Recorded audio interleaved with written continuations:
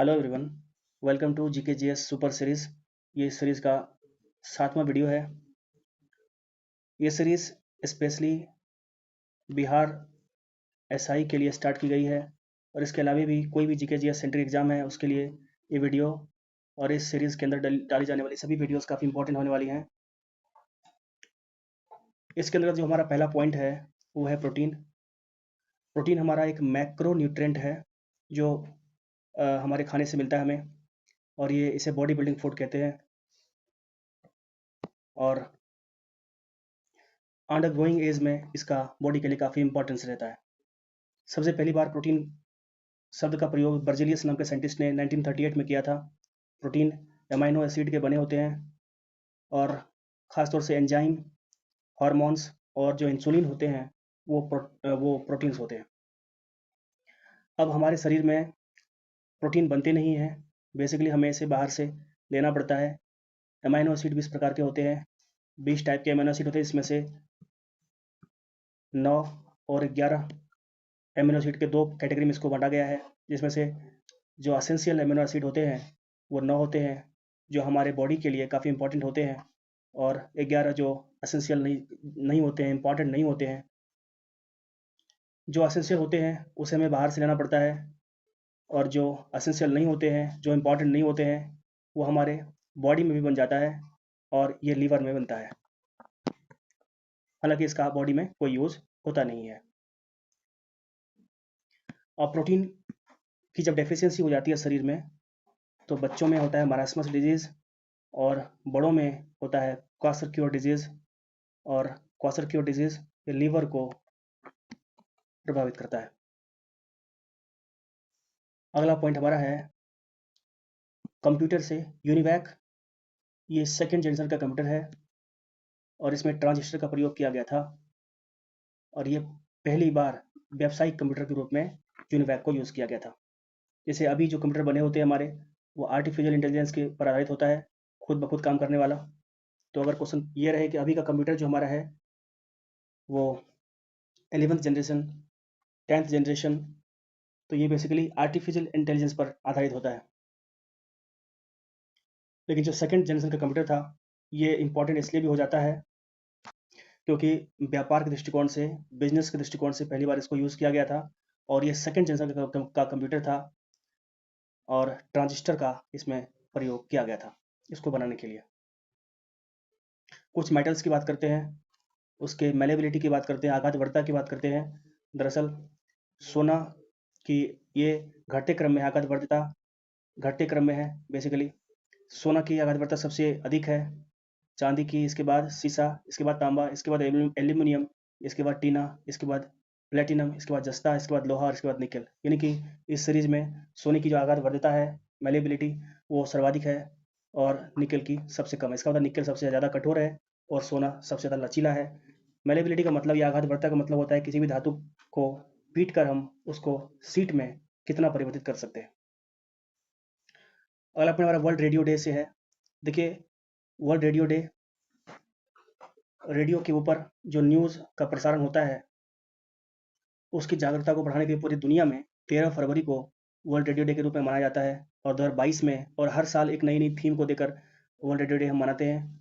2022 में जो इसकी थीम थी वो रेडियो एंड ट्रस्ट, इसकी थीम रखी गई थी, रेडियो एंड ट्रस्ट। कई बार इसका थीम पूछ लिया जाता है।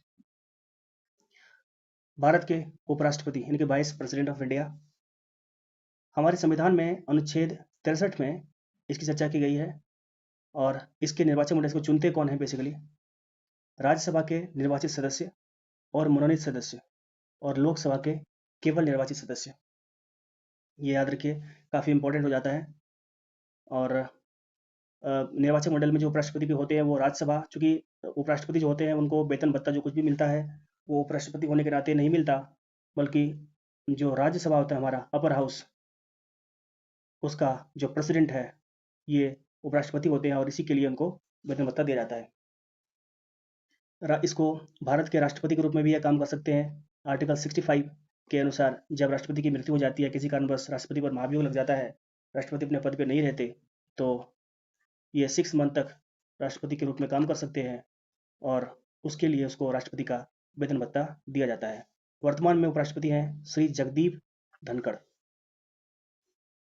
अगला पॉइंट हमारा राष्ट्रीय राजनीतिक दल का दर्जा।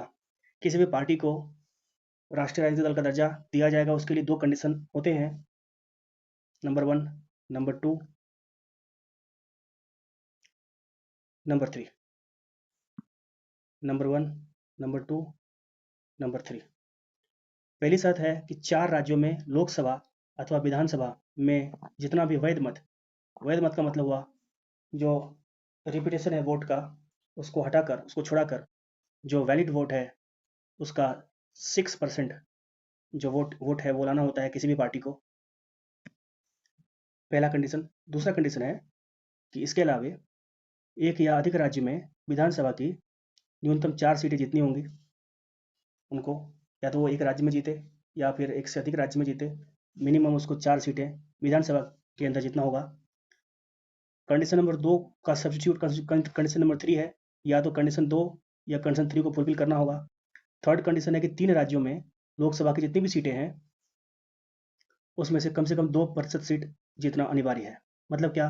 पहला कंडीशन में 4 राज्यों में लोकसभा या विधानसभा में डाले गए जितने भी मत हैं या वोट हैं जो वैलिडेट वोट हैं उसका 6% वोट लाइए।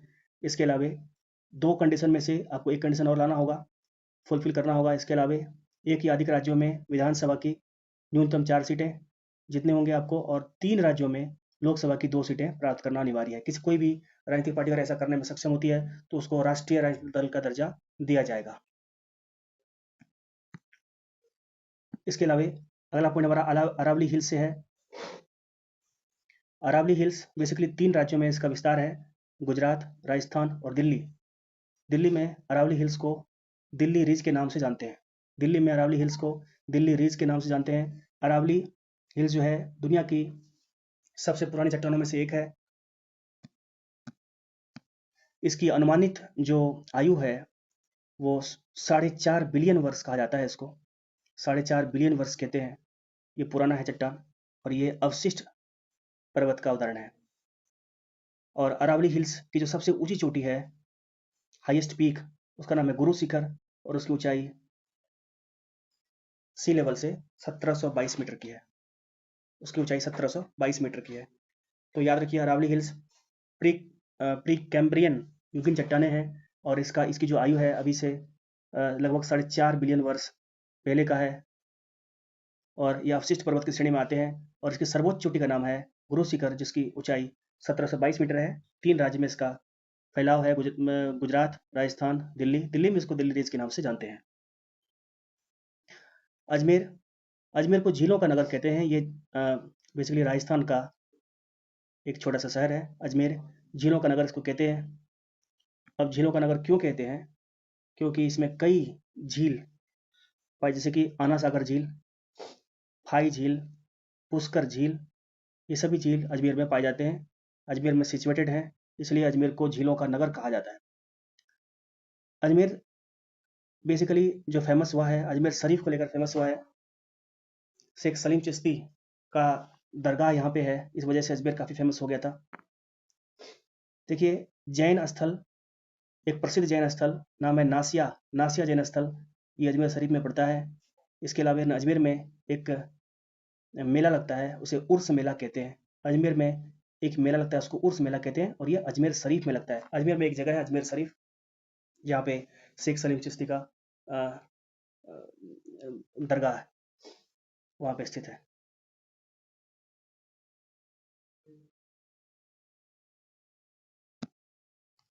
अगला पॉइंट हमारा है राष्ट्र संघ, लीग ऑफ नेशन। देखिए जब फर्स्ट वर्ल्ड वॉर हुआ था 1914 टू 1918, उसके बाद आगे दूसरा कोई युद्ध ना हो उसके लिए 10 जनवरी 1920 में 1920 में अमेरिकी राष्ट्रपति वुडरो विल्सन के प्रयास से या उसके नेतृत्व में लीग ऑफ नेशन इनकी राष्ट्र संघ की स्थापना की गई थी। बाद में इसका विघटन हो गया क्योंकि 1939 से सेकेंड वर्ल्ड वॉर स्टार्ट हो गया। जो इनका प्रयास था, राष्ट्र संघ की स्थापना का जो प्रयास था कि दूसरा कोई वर्ल्ड वॉर ना हो, तो लेकिन ऐसा हो नहीं सका क्योंकि 1939 में सेकेंड वर्ल्ड वॉर छिड़ गया। इस वजह से ये इसका कोई मतलब नहीं रह गया, तो ये टूट गया। फिर बाद में इसके जगह पे जब सेकेंड वर्ल्ड वॉर ख़त्म हो गया 1945 में, 1945 में जब सेकेंड वर्ल्ड वॉर ख़त्म हो गया, तो 24 ऑफ अक्टूबर 1945 में यूनाइटेड नेशन ऑर्गेनाइजेशन की स्थापना होती है। और यूनाइटेड नेशन ऑर्गेनाइजेशन को इसको लोग बोलते हैं संयुक्त राष्ट्र संघ, संयुक्त राष्ट्र संघ। तो यूनाइटेड नेशन ऑर्गेनाइजेशन से लीग ऑफ नेशन को कंफ्यूज नहीं करना। लीग ऑफ नेशन पहले हुआ था 1920 में, फर्स्ट वर्ल्ड वॉर के बाद, और जो यूएनओ है, संयुक्त राष्ट्र संघ, ये सेकेंड वर्ल्ड वॉर के बाद इसको स्टैब्लिश किया गया था। अगला पॉइंट हमारे भारत में अरबों का आक्रमण। देखिए, भारत में यूं तो अरब के कई आक्रमण हुए, लेकिन सफलता उनको अरबों को जो मिली वो 712 ईस्वी में मोहम्मद बिन कासिम के नेतृत्व वाली जो लड़ाई हुई थी या अटैक हुआ था, उसमें उनको अरबों को सिंध पर विजय प्राप्त कर लिए थे। और अरब जो है सिंध पर विजय प्राप्त कर, जिस टाइम में अरबों ने सिंध पर या भारत पर आक्रमण किया था, उस टाइम में वहाँ का शासक था दाहिर। वहाँ का शासक कौन था? दाहिर था। दाहिर के बारे में कहा जाता है कि ये इतना क्रूर था अपने आप, हालांकि हिंदू राजा था ये, लेकिन काफ़ी क्रूर था, इतना क्रूर था और पद का इतना भूखा था, संपत्ति का इतना भूखा था, इतना लालची था कि संपत्ति के लोभ में इन्होंने अपने बहन से शादी कर लिया था। बेसिकली जब मोहम्मद बिन कासिम का सामना दाहिर से हुआ, तो एक युद्ध हुआ था। उस युद्ध का नाम रब्बर का युद्ध बोलते हैं, बैटल ऑफ रब्बर। ये दाहिर और कासिम आमने सामने हुए थे। इस युद्ध में मोहम्मद बिन कासिम ने दाहिर को हरा दिया था। बेसिकली दाहिर जो था, वहाँ का दाहिर से पहले एक राजा था, उसका नाम था चच। चच का बेटा था दाहिर। और अली अहमद नाम के राइटर ने चच नामा पुस्तक लिखी थी। चच नामा बुक लिखा था। तो याद रखिए, मोहम्मद बिन कासिम ने 712 ईस्वी में पहली बार भारत पर अटैक किया था। ये भारत पर संभवतः पहला मुस्लिम आक्रमण था। इससे पहले भी हुआ था, लेकिन ये पहला मुस्लिम आक्रमण जिसने भारत में पौरसत्ता स्थापित की और भारत पर विजय हासिल किया, ये था आपको मोहम्मद बिन कासिम के नेतृत्व में दाहिर पर अटैक किया था। और उस युद्ध का नाम था बैटल ऑफ रब्बर या रब्बर का युद्ध। इसमें उन्होंने हरा दिया था दाहिर को। देखिए, दाहिर जो था सिंध का शासक था। बेसिकली उनसे पहले इनके पिताजी थे, इनका नाम था चच, उनका बेटा था दाहिर। देखिए, मोहम्मद बिन तुगलक जो था, ये अपने आप में राजा नहीं था, बल्कि किसी के द्वारा भेजा गया सेनापति था, सैनिक था, और उसका नाम था हज्जाज बिन यूसुफ। हज्जाज बिन यूसुफ का सेनापति था मोहम्मद बिन कासिम। ये अपने आप में कोई शासक नहीं था, बल्कि एक सेनापति था, इनको भेजा गया था हज्जाज बिन यूसुफ के द्वारा। जब मोहम्मद बिन कासिम ने दाहिर पर आक्रमण किया, सिंध पर आक्रमण किया, तो जीतने के बाद निरुन नगर पर अधिकार। निरुन नगर क्या था? बेसिकली उस समय में सिंध प्रांत का एक बौद्ध स्थान था, बौद्ध धर्म का मठ था, स्थान था, नाम था निरुन नगर, उस पर अधिकार कर लिया था। इसके अलावा जाटों की राजधानी सीसम थी, उस पर भी अधिकार कर लिया। देखिए, जो मरकरी प्लैनेट है, बुध ग्रह है, उसका जो कक्षीय झुकाव होता है वो 7 डिग्री होता है। एक होता है अक्ष, एक होता है कक्ष। तो जो ऑर्बिटल टिल्टेशन जो होता है बुध का, ऑर्बिट के प्रति जो झुकाव होता है बुध का, वो 7 डिग्री का होता है, 7 डिग्री। खाद्य उद्योग के लिए विख्यात सिंदरी, ये झारखंड में स्थित है। भारत में सबसे अधिक खाद यहीं भी होता है, झारखंड में स्थित है सिंदरी, जो खाद्य उद्योग के लिए प्रसिद्ध है, झारखंड में है। देखिए, स्टीफन हॉकिंस, अभी हाल ही में 2018 में इसकी मृत्यु हो गई। स्टीफन हॉकिंस को कई सारे इन्होंने प्रयोग किए, खास तौर से इन्होंने ब्लैक होल पर रिसर्चेस किए, और स्टीफन हॉकिंस को उसके योगदान के लिए आधुनिक भारत का आइंस्टाइन कहा जाता है। स्टीफन हॉकिंस को आधुनिक भारत का आइंस्टाइन कहते हैं। और इनकी वर्ल्ड फेमस बुक जो रही the brief history of time, इस पर हालांकि मूवी भी बनी है, the brief history of time, ये बुक इसकी बेस्ट सेलर बुक रही और पूरे वर्ल्ड फेमस ये इसकी किताब थी, बुक थी, जो बेस्ट सेलर रही। स्टीफन हॉकिंस ने इसको लिखा है, और जो रिसर्चेस किए हैं स्टीफन हॉकिंस ब्लैक होल्स के बारे में, कृष्ण क्षेत्र बोलते हैं इसको हिंदी में, ब्लैक होल्स के बारे में। तो उनका जो ब्रीफ हिस्ट्री है ये the brief history of time में दिया हुआ है। स्टीफन हॉकिंस 1942 में इसका जन्म हुआ और 2018 में इसकी मृत्यु हो गई। ये अकेले ऐसे साइंटिस्ट थे जो किशोरावस्था में ही ये अपाहिज हो गए थे। सिर्फ इनका दिमाग काम करता था, बॉडी का कोई भी पार्ट काम नहीं करता। और ये भी जो एड्रेस करते थे पब्लिक मीटिंग में तो कंप्यूटर के माध्यम से करते थे।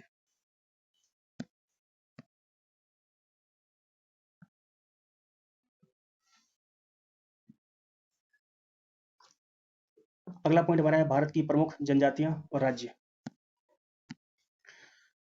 गारो, खासी और जयंतिया ये सभी ट्राइब्स हैं। ये मेघालय में पाए जाते हैं। हालांकि मेघालय में इन ट्राइब्स के नाम पे पहाड़ी भी हैं। बेसिकली गारो हिल्स, खासी हिल्स और जयंतिया हिल्स पर जो जनजातियां रहती हैं उसे गारो जनजाति, खासी जनजाति और जयंतिया जनजाति के नाम से जानते हैं। ये रिस्पेक्टिवली जनजाति भी हैं और पहाड़ी भी है। ये मेघालय में पड़ता है। इसके अलावा अपने बिहार में कोल, संथाल और मुंडा जनजाति पाई जाती है बिहार के अंदर। कोल जनजाति बिहार के अंदर, संथाल जनजाति बिहार के अंदर और मुंडा जनजाति बिहार के अंदर। देखिए मिकिर, मिकिर पहाड़ी भी है, जनजाति भी है असम के अंदर। मिकिर पहाड़ी अगर पूछे कहाँ, तो असम के अंदर। मिकिर जनजाति भी कहाँ पे, असम के अंदर। तो चाहे पहाड़ी या जनजाति, जो भी नाम याद रहे जिससे आप कोरिलेट कर सकें, कर सकते हैं। राभा जनजाति असम के अंदर, दिमारा जनजाति असम के अंदर, कछारी जनजाति असम के अंदर, मोपा जनजाति उत्तर प्रदेश के अंदर, डबला उत्तर प्रदेश के अंदर, ये सभी जनजातियां हैं। सुलुंग जनजाति उत्तर प्रदेश के अंदर, मिसमी जनजाति उत्तर प्रदेश के अंदर, इसके अलावा मिनियोंग जनजाति उत्तर प्रदेश के अंदर। अभी झारखंड में मुंडा जनजाति झारखंड में है, हो जनजाति झारखंड में है और उरांव जनजाति भी झारखंड में है। मुंडा जनजाति झारखंड में, हो जनजाति झारखंड में और उरांव जनजाति भी झारखंड में है। मुंडा जनजाति का जो विद्रोह हुआ था, मुंडा विद्रोह, बिरसा मुंडा इसको लीड किया था। भारत के प्रमुख गवर्नर जनरल और वाइसराय। देखिए गवर्नर जनरल और वाइसराय, बंगाल के पहले गवर्नर जनरल वॉरेन हेस्टिंग्स थे और भारत के पहले governor general lord William Bentinck थे। लॉर्ड विलियम बेंटिंग थे। 1833 ईस्वी के एक्ट के तहत बंगाल के गवर्नर जनरल को भारत का गवर्नर जनरल कहा जाने लगा। भारत के अंतिम गवर्नर जनरल जो थे लॉर्ड कैनिंग थे और गवर्नर जनरल का पोस्ट जैसे ही खत्म हुआ, गवर्नर जनरल की पदवी जैसे ही खत्म हुई, तो तभी से वाइसराय की पदवी शुरू हुई। और जो लास्ट गवर्नर जनरल हुए लॉर्ड कैनिंग, वही भारत के पहले वाइसराय हुए, लॉर्ड कैनिंग। अगला पॉइंट महमूद गजनवी या गजनी का महमूद। बेसिकली अरब प्रांत में गजनी एक छोटा सा प्रांत था, गजनी। इनका जन्म 971 ईस्वी में 2 नवंबर को हुआ था। इनके पिता सुख्तगीन थे और गजनी का शासक जो ये बना, महमूद गजनी बना, वो 27 वर्ष की अवस्था में बना 998 ईस्वी में। भारत पर इन्होंने 17 बार आक्रमण किए और जो इनका पहला आक्रमण था वो, इनका पहला आक्रमण जो था, जयपाल पंजाब के शासक थे, 1001 ईस्वी में इन्होंने अपना पहला आक्रमण किया था। ह्वेनसोंग एक परिचय। बेसिकली ह्वेनसोंग भारत में जब भगवान बुद्ध को ज्ञान की प्राप्ति हुई तो उनको देखने के लिए दुनिया के तमाम क्षेत्र से लोग, यात्री, तीर्थयात्री, ये सभी आने लगे। इसमें से चीनी, क्योंकि हमारे भारत देश के बगल में चीन है, तिब्बत है, तिब्बत भी अभी तिब्बत को भी चाइना अपना पार्ट मानता है। इसके अलावा नेपाल है। ये सब जगह से लोग आते थे भारत में। तो चीनी यात्री सर्वाधिक आए भारत में। तो ह्वेनसोंग चीनी यात्री थे, चीन से आए थे, चीनी दार्शनिक थे। और यात्रियों का, ह्वेनसोंग को यात्रियों का राजकुमार कहा जाता है और नीति पंडित भी कहते हैं इसको। यात्रियों का राजकुमार इसलिए कहते हैं क्योंकि ये 138 देश इन्होंने घुमा है। ये दुनिया के 138 देश ये घूम चुके और इनकी जानकारी, इसकी एक किताब है सी यू की, उसमें इसकी जानकारी मिलती है कि 138 देश घूम चुके हैं और सबसे अधिक समय तक ये भारत में रहे। तो ह्वेनसोंग को यात्रियों का राजकुमार कहते हैं और नीति पंडित भी कहा जाता है, प्रिंस ऑफ ट्रेवलर्स कहते हैं इसको। इसके अलावा हर्षवर्धन के समय ये भारत आए थे, जब ऐसा कहा जाता है कि अंतिम महान हिंदू शासक जो भारत के हुए वो हर्षवर्धन हुए हर्षवर्धन हुए तो ह्वेनसांग इसके समय में आए थे। ह्वेनसांग के समय नालंदा विश्वविद्यालय के जो प्राचार्य थे, जो कुलपति थे, उसका नाम था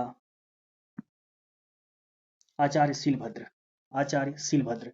और इनके बारे में ह्वेनसांग ने लिखा कि ये छोटे कुल के थे, ये वृषल थे, मतलब छोटे कुल के थे, छोटे कुल के थे, शूद्र थे, मतलब इसके बारे में कहा कि ये शूद्र थे। और ह्वेनसांग भारत आए थे 629 में और 644 तक ये रहा।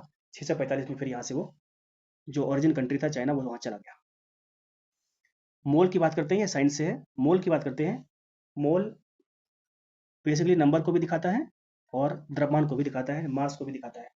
दोनों के लिए मोल यूज किया जाता है। मोल को इंटरनेशनल काउंसिल के द्वारा 1967 में 1967 ईस्वी में मोल को जो अंतर्राष्ट्रीय इकाई के रूप में अपनाया गया। मोल का यूज हम पदार्थ की मात्रा को मापने के लिए करते हैं, यानी कि पदार्थ की मात्रा का जो मात्रक है वो मोल है। और एक मोल जो होता है वो 6.022 इंटू 10⁻23 एटम्स के बराबर होता है। एक मोल जो होता है 6.022 इंटू 10⁻23 परमाणु के बराबर होता है। इसे आप याद रखिए, मोल संख्या को भी डिनोट करता है और मास को भी डिनोट करता है। 1967 में से हम इसको यूज कर रहे हैं इंटरनेशनली। वर्ल्ड बैंक यानी कि विश्व बैंक की बात करें तो 1945 ईस्वी में इसकी स्थापना होती है। वेटन वुड समझौते की तहत इसकी स्थापना होती है। एक समझौता होता है, एक कन्वेंशन होता है, उसका नाम रखा गया वेटन वुड कन्वेंशन। और 1945 में इसकी स्थापना होती है। और इसका एक और नाम है, वर्ल्ड बैंक को हम लोग शॉर्टकट में वर्ल्ड बैंक बोलते हैं, बेसिकली IBRD। IBRD भी इसका नाम है। IBRD का मतलब होता है international bank for reconstruction and development. जैसे कि अफगानिस्तान में काफ़ी सब कुछ कलेप्स हो गया युद्ध के बाद, या सब कुछ खत्म हो गया, तो रिकंस्ट्रक्शन के लिए अफगानिस्तान चाहे तो वर्ल्ड बैंक से लोन ले सकता है। ये लोन प्रोवाइड करता है बेसिकली, ताकि आप फिर से रिफॉर्म कर सको, रिकंस्ट्रक्ट कर सको अपनी कंट्री को। इसके अलावा इसका हेडक्वार्टर वाशिंगटन DC में है। बेसिकली अमेरिका के जो पहले राष्ट्रपति उसका नाम वाशिंगटन था। और D for district of C for Columbia. Washington के नाम पर एक कोलंबिया का एक डिस्ट्रिक्ट रख दिया गया और वहीं पे इसका हेडक्वार्टर है। ये अमेरिका में पड़ता है। सदस्य देश इसमें वर्तमान में 189 है। अगर पूछे कि वर्ल्ड बैंक में अभी कितने सदस्य देश हैं तो 189 है। और जो न्यूली एडेड जो कंट्री है उसका नाम है Nauru, Republic of Nauru. Nauru देश अभी इसमें शामिल हुआ है नया नया। और वर्ल्ड बैंक यानी कि विश्व बैंक के साथ इंटरनेशनल मॉनेटरी फंड को भी एक साथ इस्टेब्लिश किया गया था। मतलब क्या, वर्ल्ड बैंक और अंतर्राष्ट्रीय मुद्रा कोष कहते हैं हिंदी में इसको, इंटरनेशनल मॉनेटरी फंड, इन दोनों को बेटन वुड समझौते के तहत इसको इस्टेब्लिश किया गया था 1945 में। अगला पॉइंट हमारा है,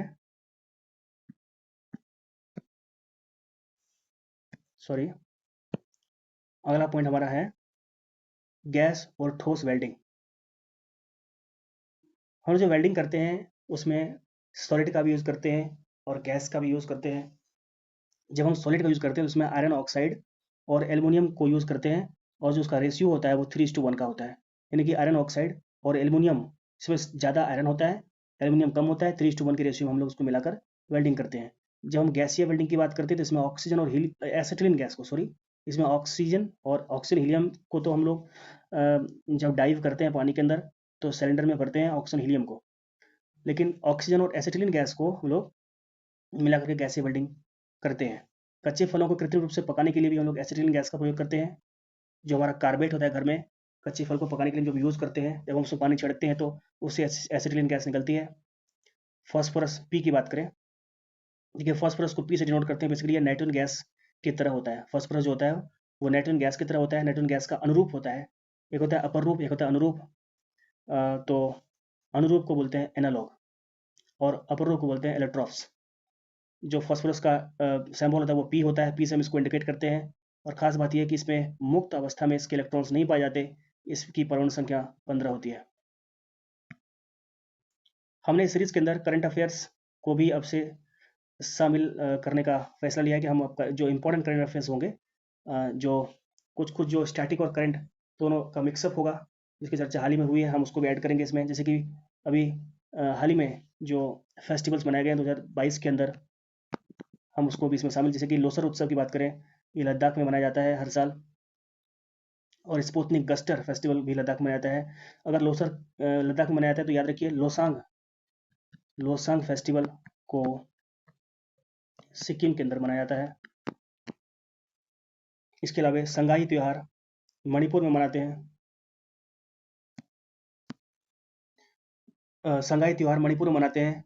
अमूर फाल्कन त्योहार भी मणिपुर में मनाते हैं। सुमंग लीला मणिपुर में मनता है। और सिरुई लिली मणिपुर में, याद रखिए लीला और लिली दोनों मणिपुर में मनता है। लीला इसमें सुभंग लीला और सिरुई लिली ये दोनों फेस्टिवल मणिपुर में मनते हैं। हॉर्नबिल फेस्टिवल ये नागालैंड में भी मनता है और त्रिपुरा में भी मनता है। नागालैंड रहे या त्रिपुरा, ऑप्शन में दोनों ऑप्शन नहीं दिया रहेगा, या तो नागालैंड रहेगा या त्रिपुरा रहेगा। ज़्यादातर नागालैंड में होता है। 2022 का भी रिसेंटली जो हुआ है, 2022 का नागालैंड में हुआ है हॉर्नबिल। इसके अलावा तुलुनी फेस्टिवल भी नागालैंड में मनता है और सेक्रोनी फेस्टिवल भी नागालैंड के अंदर मनाया जाता है। इसके अलावा डोल जात्रा ये पश्चिम बंगाल का फेस्टिवल है। कोबिता ये है कोबिता फेस्टिवल, याद रखिए कोबिता फेस्टिवल भी पश्चिम बंगाल में मनाया जाता है। बंगाली में कविता को कोबिता बोलते हैं, तो कोबिता फेस्टिवल पश्चिम बंगाल में मनाया जाता है। और डोल जात्रा भी पश्चिम बंगाल में मनाया गया है अभी रिसेंटली, ये न्यूज़ में है। इसके अलावा चापचार कूट फेस्टिवल ये मिजोरम में मनाया गया है। चापचार कूट फेस्टिवल ये मिजोरम में मनाया गया है। रज फेस्टिवल को रज पर्व उड़ीसा में मनाया जाता है। बोयता बंदना फेस्टिवल ये अपने आप में काफ़ी इंपॉर्टेंट है, ये भी उड़ीसा में मनाया गया है। शीतल षष्ठी फेस्टिवल उड़ीसा में मनाया गया है। बाली यात्रा उड़ीसा में, देखिए डोल यात्रा ये मनाया गया आपको पश्चिम बंगाल में, जबकि बाली यात्रा फेस्टिवल ये उड़ीसा में मनाया जाता है। और नुआखाई फेस्टिवल भी उड़ीसा में बनता है। नुआखाई हम लोग बोलते हैं जब नया अन्न खाते हैं, उसको नुआखाई बोला जाता है, उड़ीसा में बनता है। लेवेंडर फेस्टिवल जम्मू कश्मीर में बनता है। कंचोत फेस्टिवल जम्मू कश्मीर में बनता है। अहरबल फेस्टिवल जम्मू कश्मीर में बनता है। हेरात फेस्टिवल जम्मू कश्मीर में बनता है। पुष्कर फेस्टिवल जम्मू कश्मीर में बनता है। और एप्पल फेस्टिवल, चूँकि सेब की पैदावार जम्मू कश्मीर में काफ़ी अधिक होती है, तो एप्पल फेस्टिवल भी जम्मू कश्मीर में मनाया जाता है। उम्मीद करता हूँ ये वीडियो आपको काफ़ी पसंद आया होगा। यदि ये वीडियो आपको पसंद आया और आपको लगे कि आपके किसी भी एग्जाम में ये वीडियो हेल्पफुल हो रही है, तो प्लीज़ हमारे चैनल को जरूर सब्सक्राइब करें। Thank you for watching the video.